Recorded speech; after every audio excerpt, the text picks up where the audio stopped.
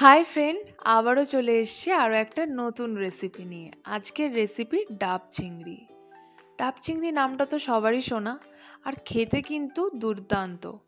বাড়িতে একবার এই প্রসেসে একবার বানিয়ে দেখবেন, বাড়ির লোকের মন কিন্তু জয় করবেনই করবেন।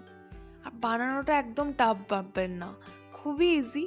একবার এই প্রসেসে বাড়িতে বানিয়ে দেখবেন। চলুন শুরু করি আজকের রেসিপি ডাব চিংড়ি। আমি এখানে একটা মিডিয়াম সাইজের ডাব নিয়ে নিয়েছি।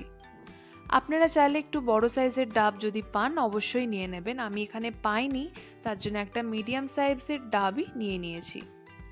তারপর এই মাঝখানটা ফুটো করে আমি ডাবের ভেতরে যে জলটা আছে সেটা প্রথমে বার করে নেব। দেখুন, ঠিক এইভাবে ছাঁকনির সাহায্যে আমি পুরো জলটা বার করে নিচ্ছি। অবশ্যই ছাঁকনি দিয়ে জলটা ছেঁকে নেবেন। দেখুন আমার জলে একটুও নোংরা পড়েনি। তারপর দেখুন আমি গোল করে ডাবের মুখটা এইভাবে কেটে নিয়েছি। তারপর ভেতরে যে ডাবের শাঁসটা বা মালাইটা আছে সেটা বার করে নিচ্ছি।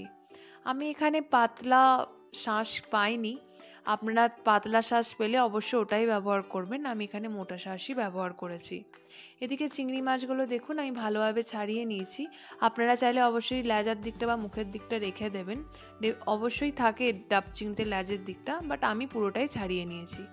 তারপর একটা বলে চিংড়ি মাছগুলো দিয়ে একটু সল্ট, 1 চামচ মতো সল্ট দিয়ে মাখিয়ে রেখে দিলাম। আমি কোনো কালার হলুদ টলুদ কিছু ব্যবহার করলাম না। এদিকে একটা পেস্ট রেডি করে নেবো। তার জন্য নিয়ে নিলাম 1 টেবিল চামচ কালো সর্ষে, 2 টেবিল চামচ পোস্ত আর একটু গ্রেটেড কোকোনাট বা নারকোল, আর দিয়ে দিলাম ঝালের জন্য 2টো লঙ্কা, সেটা অবশ্যই আপনাদের স্বাদ অনুযায়ী। আর দিয়ে দিলাম 1 টেবিল চামচ সাদা সর্ষে। আর এখানে দিয়ে দিচ্ছি ডাবের জল। আপনারা যদি ডাবের জল না দিতে চান নর্মাল জল দিয়েও করে নেবেন, কিন্তু আমি বলবো ডাবের জল দিয়ে করবেন, তার একটা ভালো স্মেল আসবে আর খেতে ভালো লাগবে, যেহেতু এটা ডাব চিংড়ি। তা দেখুন আমার পেস্টটা একদম রেডি হয়ে গেছে। এদিকে আমি 2টো পেঁয়াজকে ভালোভাবে কেটে নিচ্ছি। কোনো শেপ কিছুর দরকার নেই, নর্মালি র্যান্ডামলি একটা পেঁয়াজ এভাবে কেটে নেবেন 4 টুকরো করে। আমি দেখুন পেঁয়াজটাকে 4 টুকরোভাবে এইভাবে কেটে নিচ্ছি। আমার এখানে পেঁয়াজ কাটা হয়ে গেছে। এরপর গ্যাসের ওভেন জ্বালিয়ে একটা ফ্রাইং প্যান বসিয়ে দিচ্ছি, আর তাতে দিয়ে দিচ্ছি যে কাটা পেঁয়াজগুলো ছিল সেগুলো দিয়ে একটু জল দিয়ে, নর্মাল জল দিয়ে এটাকে ভালোভাবে বয়েল করে নেব। যতক্ষণ না এর একটা অনিয়নের যে স্মেল থাকে সেটা যতক্ষণ না চলে যাচ্ছে সেটা আমি ততক্ষণ বয়েল করে নেব। আমার ঠান্ডা হয়ে গেলে তারপর এটার একটা পেস্ট রেডি করে নেব। এদিকে আমি নিয়ে নিচ্ছি কোকোনাট মিল্ক। আমি এটা বাজার থেকে কিনে এনেছি, বাড়িতে বানাইনি। আপনারা যদি মনে করেন বাড়িতে বানাবেন সেটা বানিয়ে নিতে পারেন। এখানে আমি নিয়ে নিলাম হাফ কাপ মতো কোকোনাট মিল্ক। তারপর আবারও ফ্রাইং প্যান বসিয়ে দিয়েছি, আর তাতে দিয়ে দিলাম কিছুটা সর্ষের তেল। খুব বেশি দেওয়ার দরকার নেই, 3 থেকে 4 টেবিল চামচ দিলেই হবে।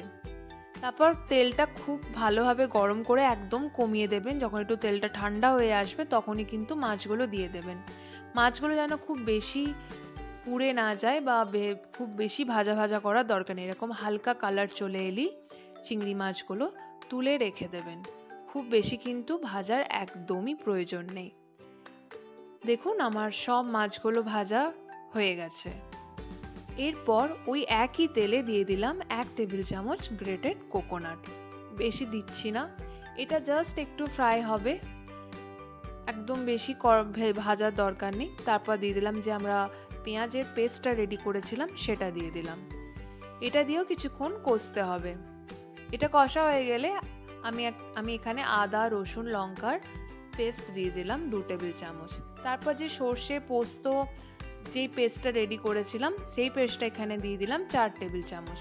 স্বাদ মতো একটু নুন দিয়ে দিলাম। আবারও একটু নাড়িয়ে একটু কষে নিলাম। হালকা তেল ছেড়ে এলেই এখানে আমি দিয়ে দিলাম ডাবের জল।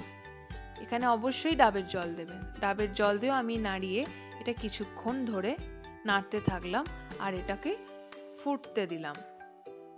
আমার দেখুন ভালোভাবে ফুটে গেছে। এরপর মিশিয়ে দিচ্ছি গ্যাসের ফ্লেমটা লো করে কোকোনাট মিল্ক মিশিয়ে আবারও নেড়ে দিয়ে কিছুক্ষণ ফুটে এলেই যে চিংড়ি মাছগুলো ভেজে রেখেছিলাম সেগুলো দিয়ে দিলাম। চিংড়ি মাছ দিয়ে কিন্তু একদমই বেশি ফোটাবেন না, দিয়েই হালকা নাড়াচাড়া করি এই যে ডাবটা আছে এটার মধ্যে দিয়ে দেবেন। আমি এখানে সবটা দিয়ে দিচ্ছি, অবশ্যই এইভাবে দেবেন।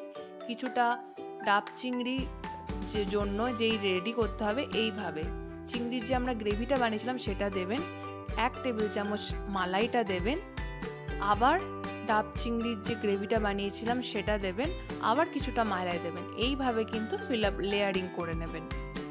তারপর ওপর থেকে দিয়ে দিলাম 2টো কাঁচা লঙ্কা। আমার ডাবের মুখটা দোকান থেকে নিয়ে আসা, মানে ফেলে ওরাই কেটে দিয়েছিল, বলা হয়নি, তার জন্য আমি এখানে ফয়েল পেপার নিয়ে নিয়েছি আর তার চারিদিকটা একটা আটা দিয়ে এইভাবে করে নিলাম। আমার কিন্তু একদমই কোনো প্রবলেম হয়নি। আপনারা অবশ্যই যদি আপনাদের কাছে ডাবের যে ওপর পোর্শনটা থাকে, এই ডাবের ওপর পোর্শনটা দিয়ে আটা দিয়ে মুখটা বন্ধ করে দেবেন, কিন্তু আমার ছিল না তাই আমি ফয়েল পেপার দিয়ে করে দিলাম। তারপর মিডিয়াম টু হাই ফ্লেমে, লো ফ্লেমে রাখবেন না, ডাবটাকে দিয়ে হতে দেব।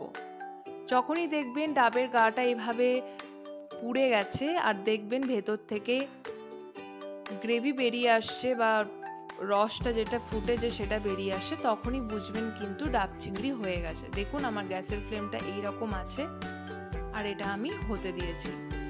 আমার এটা প্রায় হয়ে এসছে, আমি নামিয়ে নিলাম।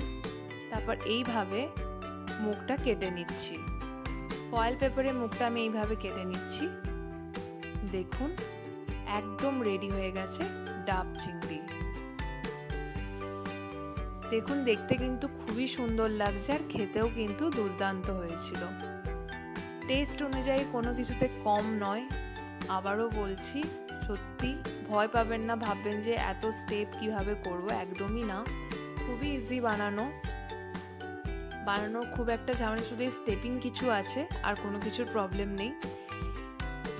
এইভাবে আমি গরম ভাতের সাথে একবার খেয়ে দেখবেন, দুর্দান্ত লাগবে। যদি ভিডিওটি ভালো লাগে লাইক কমেন্ট শেয়ার করতে একদম ভুলবেন না, আর আমার পেজটাকে অবশ্যই সাবস্ক্রাইব করে নেবেন বেল বাটন টিপে। দেখুন আমার একদম রেডি হয়ে গেছে ডাব চিংড়ি। আজকের মতো ভিডিওটা এখানেই এন্ড করছি। ভালো লাগলে আমাকে কমেন্ট করবেন।